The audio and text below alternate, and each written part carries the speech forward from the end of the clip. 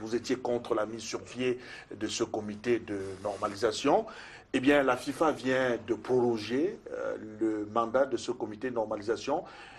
Une mauvaise nouvelle pour vous, vraisemblablement. Une mauvaise nouvelle pour le Cameroun, pour le football camerounais. On voit bien que la FIFA n'est pas là pour nous sortir, pour sortir notre football de la crise.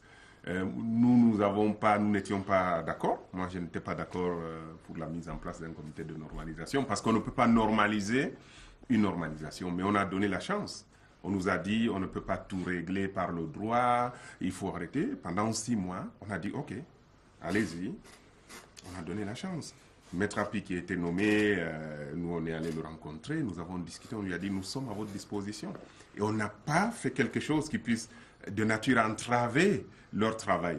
Mais qu'est-ce qu'on constate? On constate qu'il n'y a pas eu d'élection. Et puis la FIFA arrive et nous dit, écoutez, il n'y aura pas d'élection tant qu'on ne change pas la loi.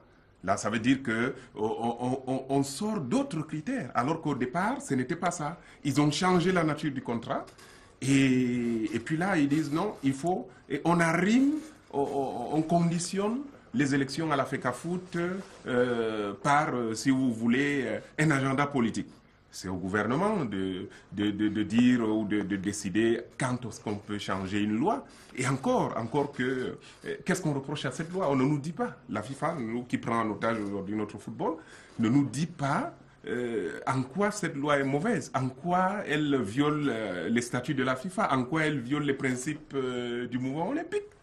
Au-delà de cette loi, est-ce qu'il y a des raisons cachées? Il y a d'autres raisons pour lesquelles... Non, on ne veut pas que le Cameroun sorte de la crise. On ne veut pas que le football camerounais sorte de la crise. Et c'est pour ça que nous, on a dit, écoutez, voilà, puisqu'on a laissé le temps, et vous n'avez pas voulu, et vous êtes venu nous dire que... Mais la prochaine fois, ils vont nous dire, écoutez, on va organiser les élections quand l'autoroute Yaoundé-Douala sera terminée. Et une autre fois, je ne sais pas ce qu'ils vont nous dire. Écoutez, là on a dit les raisons que la FIFA avance ne sont pas des raisons objectives, ne sont pas des raisons valables et nous contestons cette prorogation et puis nous allons dans les prochains jours saisir les juridictions compétentes. En clair, non, comme en mille, Abdourahmane, avant de passer la parole aux autres, est-ce qu'on peut s'attendre à ce que vous, particulièrement président de l'Étoile filante de Garoua, attaquier cette prorogation Pas seulement moi, nous sommes en train de mobiliser les clubs. Je pense qu'il y aura au moins peut-être à peu près 200 clubs. Parce que là, nous sommes en train nous apprêtons à faire une tournée, rencontrer les clubs. Il faut que toute la famille du football camerounais, mais vraiment sans clivage, se lève contre ça.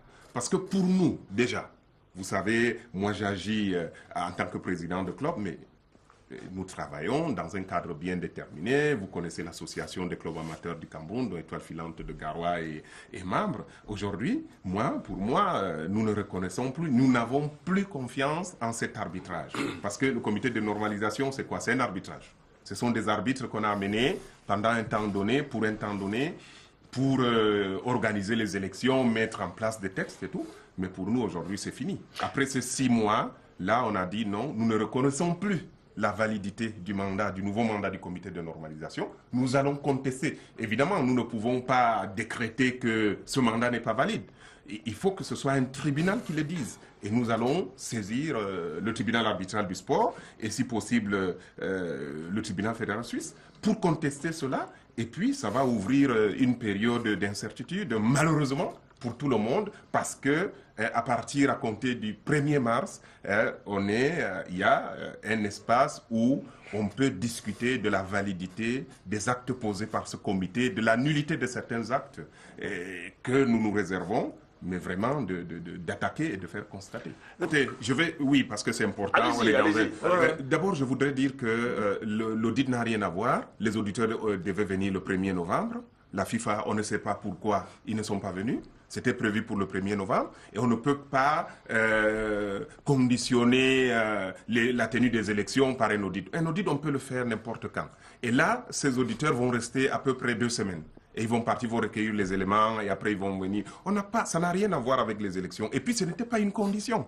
Il y a un acte qui a nommé le comité de normalisation actuel. Donc, mais maintenant vous dites que la question du grand frère, il a dit on peut sortir de la FIFA. Non, il n'y a pas que ça. Aujourd'hui, qu'est-ce qu'on dit à la FIFA? Mais nous ne sommes pas vos subordonnés. Il y a des textes qui régissent, qui réglementent nos relations. Et vous devez respecter cela.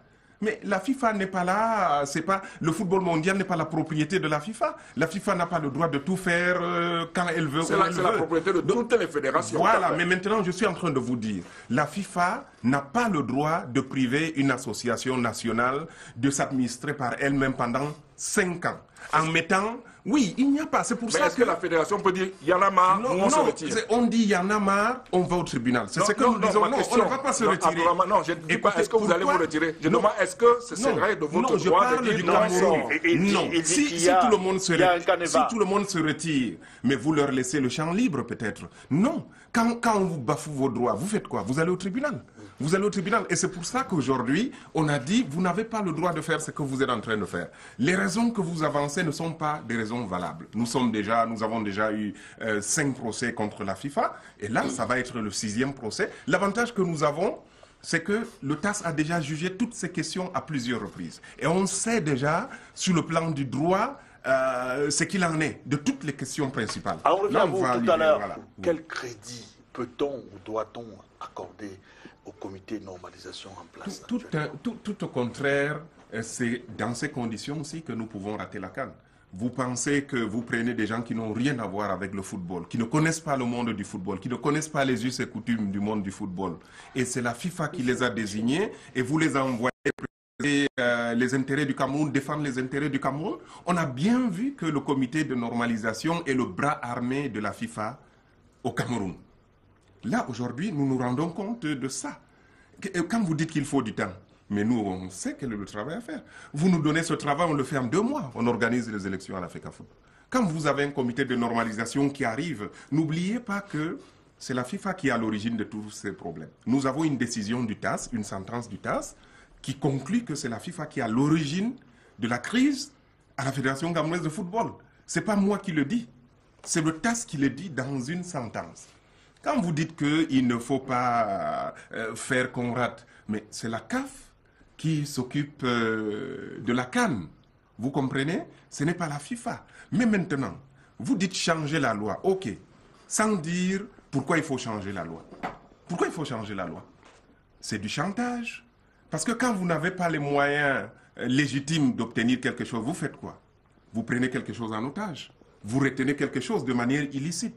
Là, aujourd'hui, notre football est retenu en otage et on nous fait le chantage en disant que si vous ne faites pas ça, il n'y aura pas d'élection. Comment on sort de ça? Oui, d'abord, la FIFA sait que le Cameroun a intérêt de sortir de la crise, que la Fédération camerounaise de football a intérêt de sortir de la crise.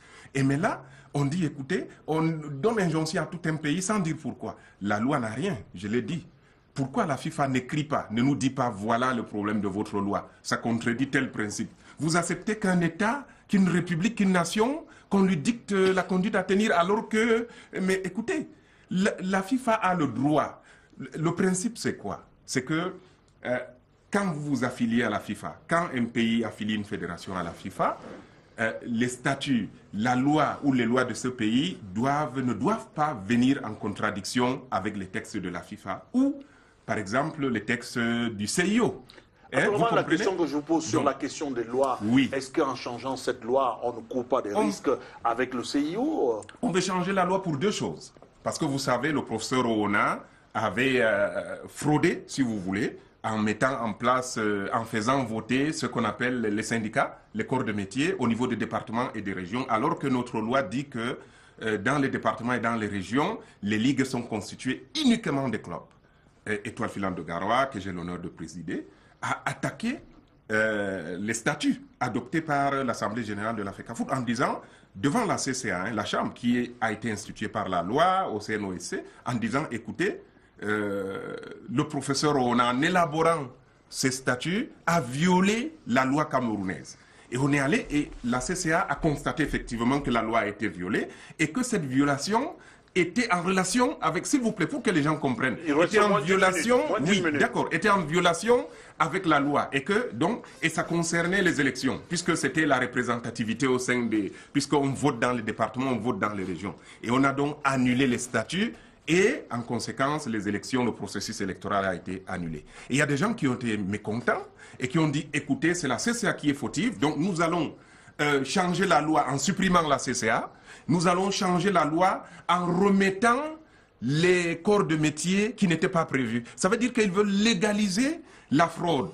Mais écoutez, est-ce qu'on peut utiliser ça? Est-ce qu'on peut utiliser les institutions de la République pour régler ses comptes personnels? Et c'est pour ça qu'on dit, on va faire deux choses. Vous avez parlé du CIO, nous allons saisir le CIO, même si cette loi venait à passer, pour questionner sa conformité avec la charte olympique, mais nous allons aussi saisir la Cour constitutionnelle pour questionner, pour voir si vraiment cette démarche qui consiste à régler ces problèmes, à utiliser les institutions de la République pour régler des questions personnelles est conforme à la notion, si vous voulez, de l'état de droit ou de la République, voilà, contenue dans notre Constitution. Merci.